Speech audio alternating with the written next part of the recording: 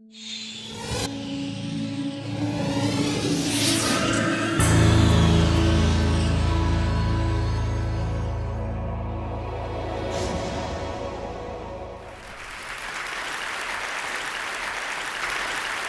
it turns out that mathematics is a very powerful language. It has generated considerable insight in physics, in biology, and in economics, but not that much in the humanities and in history.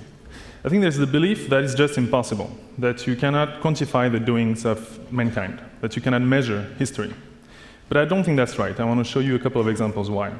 So my collaborator Erez and I were considering the following fact, that two kings, separated by centuries, will speak a very different language.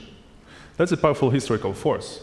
So the King of England, Alfred the Great, will use a vocabulary and a grammar that is quite different from the King of Hip-Hop, Jay-Z. Now, it's just the way it is. Language changes over time, and it's a powerful force. So Erez and I wanted to know more about that. So we paid attention to a particular grammatical rule, past tense conjugation. So you just add ed to a verb at the end to signify the past. Today I walk, yesterday I walked. But some verbs are irregular. Yesterday I thought. Well, now, what's interesting about that is irregular verbs between Alfred and Jay-Z have become more regular, like the verb to wed that you see here has become regular. So Erez and I followed the fate of over 100 irregular verbs through 12 centuries of English language. And we saw that there's actually a very simple mathematical pattern that captures this complex historical change. Namely, if a verb is 100 times more frequent than another, it regularizes 10 times slower. That's a piece of history, but it comes in a mathematical wrapping. Now, in some cases, math can even help explain or propose explanations for historical forces. So here, Steve Pinker and I were considering the magnitude of wars during the last 2 centuries. There's actually a well-known regularity to them, where the number of wars that are 100 times deadlier is 10 times smaller. So there are 30 wars that are about as deadly as the 6 Days War.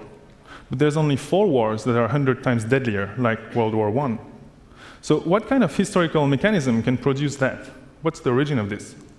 So Steve and I, through mathematical analysis, propose that there's actually a very simple phenomena at the root of this, which lies in our brains. This is a very well-known feature which we perceive quantities in relative ways, the quantities like the intensity of light or the loudness of a sound. For instance, committing 10,000 soldiers to the next battle sounds like a lot. It's relatively enormous if you've already committed 1,000 soldiers previously. But it doesn't sound so much. It's not relatively enough. It won't make a difference if you've already committed 100,000 soldiers previously. So you see that because of the way we perceive quantities, as the war drags on, the number of soldiers committed to it and the casualties will increase not linearly, like 10,000, 11,000, 12,000, but exponentially. 10,000, later 20,000, later 40,000. And so that explains this pattern that we've seen before. So here, mathematics is able to link a well-known feature of the individual mind with a long-term pattern, a historical pattern that unfolds over centuries and across continents. So these type of examples today, there are just few of them.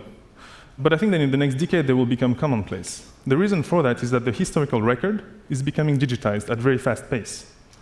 So there's about 130 million books that have been written since the dawn of time. Companies like Google have digitized many of them, above 20 million actually. And when the stuff of history is available in digital form, it makes it possible for a mathematical analysis to very quickly and very conveniently reveal trends in our history, in our culture. So I think as in the next decade, the sciences and the humanities will come closer together to be able to answer deep questions about mankind. And I think that mathematics will be a very powerful language to do that. It will be able to reveal new trends in our history, sometimes to explain them, and maybe even in the future to predict what's going to happen. Thank you very much.